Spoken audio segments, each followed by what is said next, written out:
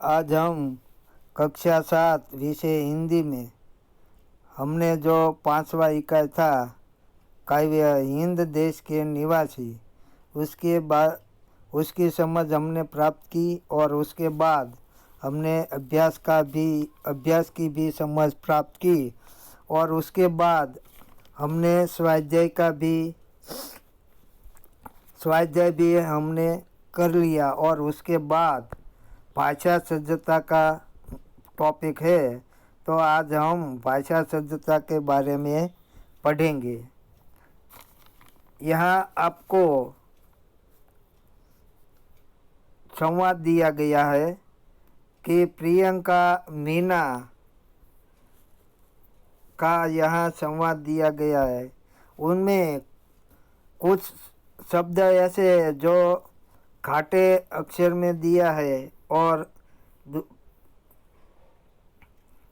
तो आपको इसके बारे में समझ प्राप्त करनी है।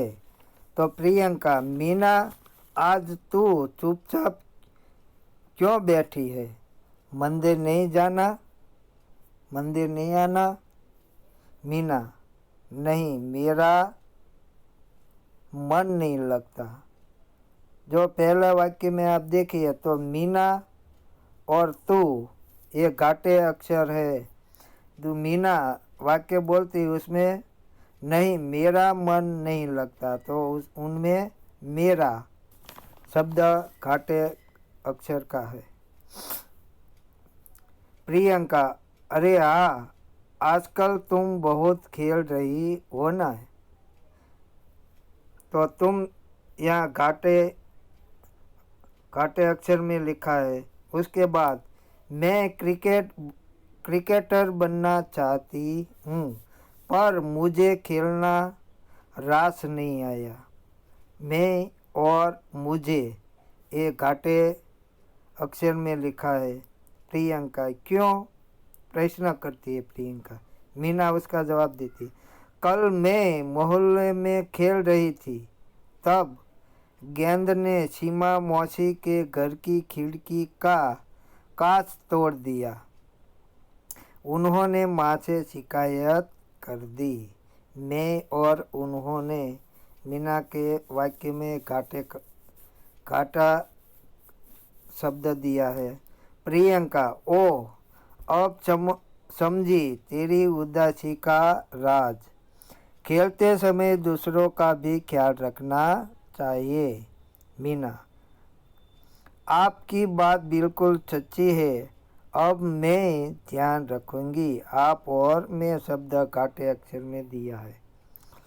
अब आप बताइए, जो आपको यह संवाद सामने रखना है और उनमें से सही जवाब आपको देना है।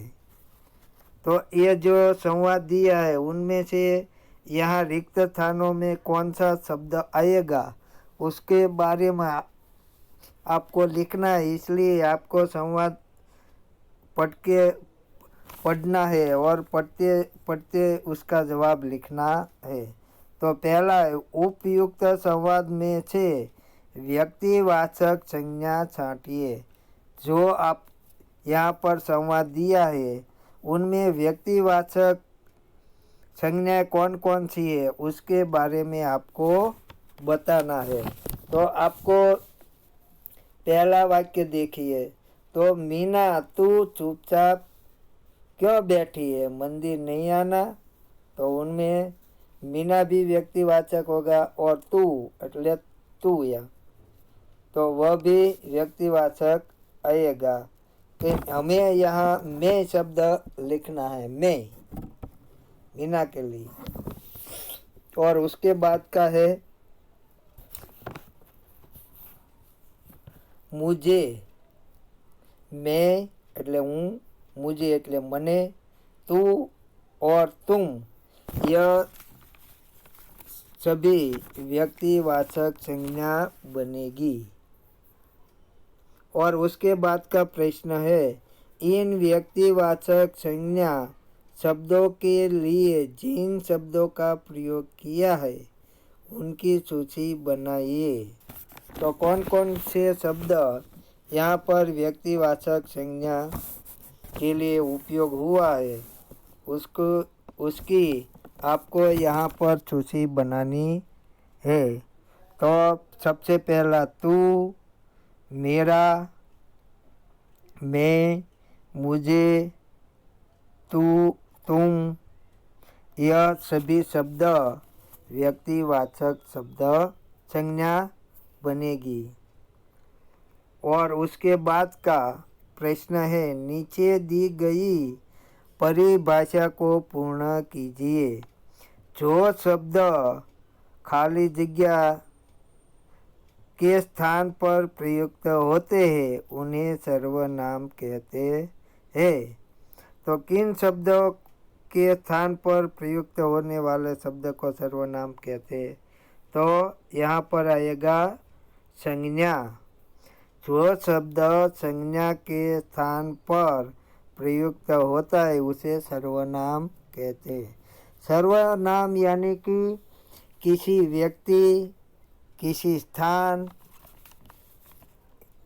इसके नाम जो आते हैं, किसी वस्तु चीज़ हो, किसी व्यक्ति का नाम हो, किसी शहर का नाम हो, पर्वत का नाम हो, उसे हम संज्ञा कहते हैं। तो संज्ञा के नाम पर जो शब्द आता है उसे सर्वनाम कहते हैं। यहाँ पर हम एक उदाहरण देखते हैं कि प्रियंका खेल रही है। तो प्रियंका है वह एक संज्ञा है, पर और सर्वनाम लगाकर हम इसका वाक्य कैसे बनाएं? तो मैं खेलता हूँ। तो प्रियंका की जगह क्या मैं शब्द आया। मीना जा रही है तो वो जा रही है। तुम क्या करती हो? मीना कहाँ से आई? तो उसके बदले में तुम कहाँ से आई? तो मीना की जगह तुम शब्द आया। तो तुम शब्द है उसे सर्वनाम कहते हैं।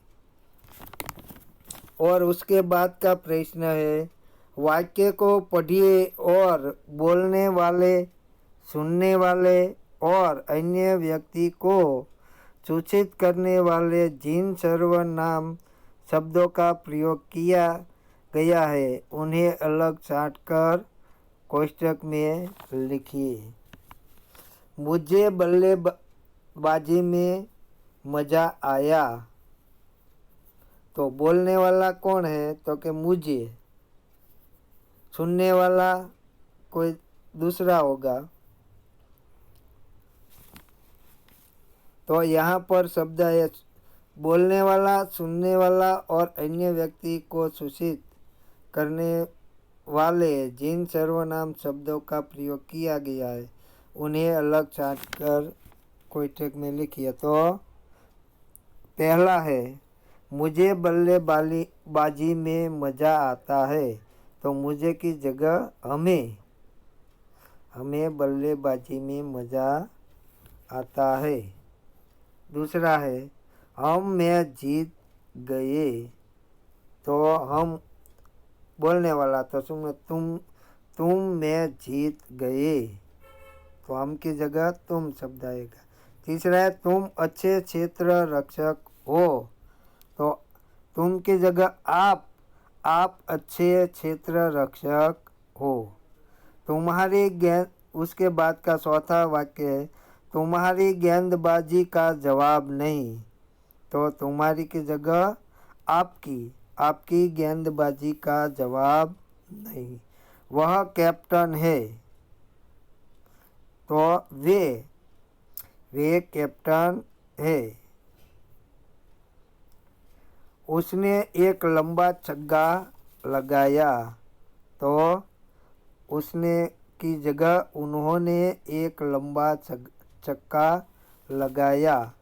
तो इसी प्रकार यहाँ पर यह शब्द लिखे जाएंगे। और उसके बाद का पांचवा प्रश्न है विधानों को पढ़िए और खुद के लिए प्रयुक्त सर्वनाम को छांटकर कोष्ठक में लिखिए। खुद के लिए, जो विधानों को पढ़िए और खुद के लिए એટલે तुम्हारे लिए जो सर्वनाम शब्द यहाँ प्रयुक्त होता है, उपयोग किया जाता है, उसका जवाब इस कोष्ठक में लिखना है। आपके बारे में कौन सा सर्वनाम शब्द यहाँ पर लिखा है, उसका आपको इस कोष्ठक में लिखना है। पहला है, अब राजीव स्वयं बल्लेबाजी करने आया।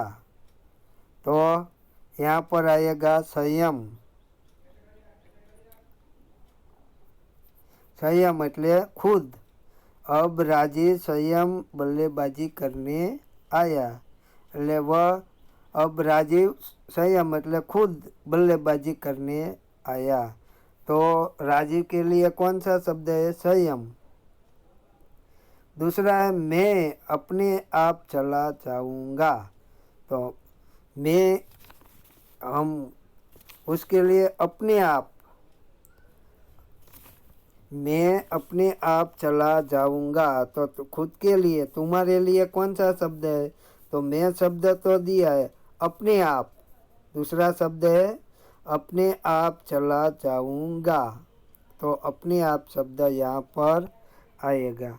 तो इसी प्रकार आपको इतना जानिए, पुरुषवाचक सर्वनाम, उनमें उसका पुरुषवाचक सर्वनाम और निजवाचक सर्वनाम के उदाहरण यहाँ पर आपको दिया है, आपको यह पढ़ना है।